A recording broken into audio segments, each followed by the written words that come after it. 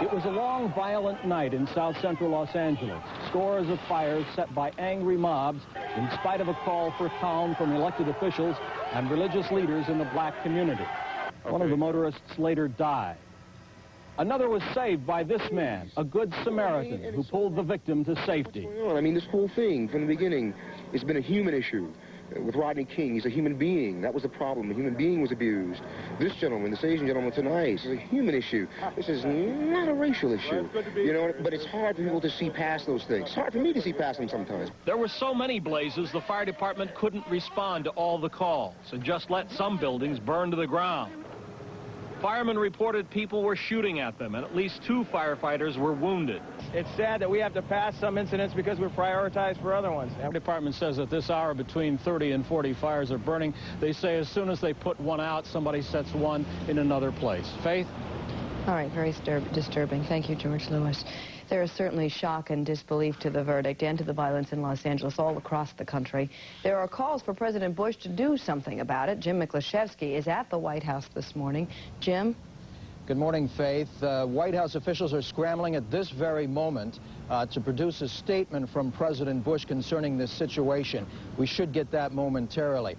I can tell you that the president has been following this very closely this morning. He's seen some of that disturbing video out of Los Angeles. Now, last night, the president's initial reaction was one of caution. Jim, that they'd have to pick it up again. You cannot ignore that all of this is coming in a presidential election year. What are the political ramifications for George Bush? Well, you know, there's a lot of frustration here at the White House. Nobody expected that verdict the way it came down. There's nothing really that the White House can do about that verdict, but it does present a huge political problem. Many civil rights leaders thought that President Bush has been weak on civil rights promises. They're looking for him now for some leadership on this issue, and quickly. All right, thank you, Jim Miklaszewski. I wasn't prepared for a riot like this, but everybody has been talking in my neighborhood and around me about something like the Watts riot happening again. The City of Angels ignites in anger and violence after the verdicts in the Rodney King beating case are heard. Angry mobs take to the streets, setting fires, looting stores, in some cases dragging people from cars, as the words "not guilty" echo across the city. As of this hour, a state of emergency is in effect. The National Guard is standing by, and the city is slapped with a dusk to dawn curfew.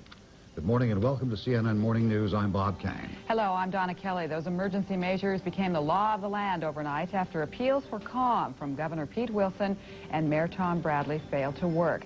As it's described now, some uneasy calm that grips the streets of Los Angeles after a night of rioting left at least 8 people dead, more than 100 hurt. Firefighters needed police protection from snipers. One firefighter is in very serious condition after being shot. He is in place for all of Los Angeles County. There were reports of rioters dragging motorists from their vehicles and beating them. A witness to one beating helped get a trucker to the nearest hospital.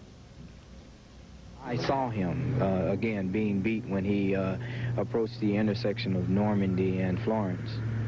And I seen exactly what transpired during the whole course of his being beaten. He actually crawled up into the truck and made it 2 blocks down before I actually started helping out. So next thing you know, when he finally got up into the truck and made it 2 blocks, then I was one of the guys who helped him further on into the truck, and we helped drive the truck all the way back here to Daniel Freeman Hospital. I feel bad, again, because you find bad in all races, don't get me wrong. But I just really feel that this man didn't have a chance, and I really don't feel that he was part of that bad scene. And reporter Ann McDermott has been with them for the past couple of hours. She joins us now live with an update on the situation. Ann? Well, just a few minutes ago, Los Angeles Police Chief Daryl Gates held an impromptu press conference, and he told reporters that things seem to be relatively calm right now. Yes, there are still some fires burning, but security for the firefighters is no longer an issue. There are still some isolated pockets of violence, and occasionally here in the background, we do hear the sound of gunfire. And there is occasional looting, even at this hour, according to the chief of police. Most of these are done, the looting is being done by young people, we are told. People confirm numbers for us. We are getting 8 dead and perhaps as many as 150 injured. That is the same figures I have, 8 dead and close to 150 wounded. Hi, everybody. everybody. Thank you very much. Gorgeous day here in Manhattan. Thursday, April 30th, 1992, just the way a spring day should be, although they say some rain later tonight. Last day of April, huh? Yeah. Tomorrow? Tomorrow's May. May Day. May Day, right. Well, I wonder what the communists will be doing. Is there a parade this year? I don't know. It's going to... No more parades, huh? I guess not. Well, the big story, of course, all around the country, everybody's talking about it, and it came in last night. The jury verdict in Simi Valley, just north of Los Angeles, was not guilty for the 4 police officers charged with excessive force. I guess these headlines here in New York will tell the whole story. There's Newsday, cops not guilty. Post says L.A. jury must have been blind. And the Daily News simply says rage. And there was a lot of rage last night. If you watched the TV, you saw those fires going up. And I felt so sorry for this poor guy caught right here. Apparently, I think, from what I could put together, was a radio reporter who was dragged from his car and was continually pelted with, who knows, cans or whatever, and really took a pretty bad beating. I mean, you talk about excessive force. That was excessive force right there. And maybe, from what I hear, fires are still burning, and some people are dead. You're kidding. That's what I hear, right? 8 people killed in this so far. If you lived through the Watts riots in Los Angeles, as I did, you remember them well. I mean, they stay with you for the rest of your life. And what a tragedy that it has to happen at all in the first place, because once those buildings get burned down, they remain empty, vacant lots, you know, for years, for 10, 15 years, before anybody rebuilds back on them. And the people who have to live there have to live with all of that. But the verdict surely stunned everybody. I think it did, yeah. Yeah. And even the police force out there in Los Angeles is saying there are no winners, so there's not a sense of jubilation there. I mean, what are you going to do? Hate to see those helicopter shots swooping around the city late at night with those fires springing up everywhere. Wouldn't you have liked to have spoken to the jurors? I guess Ted Koppel got one of the only interviews. Oh, did he? That's what I read in the paper today. Yeah? Spoke to a juror for 20 minutes who wanted to remain anonymous. And I guess there's all kinds of legal entanglements and things. I mean, it's so, the judicial system is just so out of whack now. You know that trial began when we were in Los Angeles, which was, what, the end of February, the beginning of March? So here it is, the end of April. I mean, it was 2 months long. And a very complicated trial it turned out to be. Fires are still burning in Los Angeles today in violent reaction to yesterday's acquittal of 3 white police officers who were videotaped beating a black motorist in March of 1991. No one predicted the level of arson, violence, and mayhem the verdict would spark.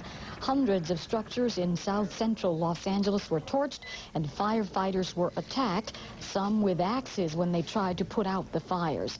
President Bush met with his Attorney General today and announced some steps he's taking to put out the flames of discontent. When the sun came up this morning, there were 40 fires still burning. Exhausted firefighters just changed shifts a short time ago.